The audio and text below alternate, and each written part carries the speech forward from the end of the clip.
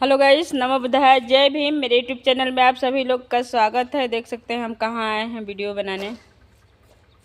जग में अमर रहे बाबा की कहानियाँ हो, जग में अमर रहे बाबा की कहानियाँ हो। सोची सोची लिखला संविधान, जग में अमर रहे बाबा के कहानियाँ हो, जग में अमर रहे बाबा के कहानियाँ हो।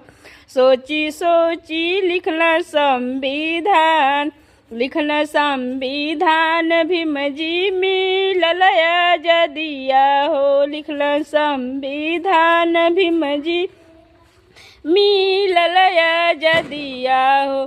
खुश रहे बहुजन हमार, खुश रहे बहुजन हमार।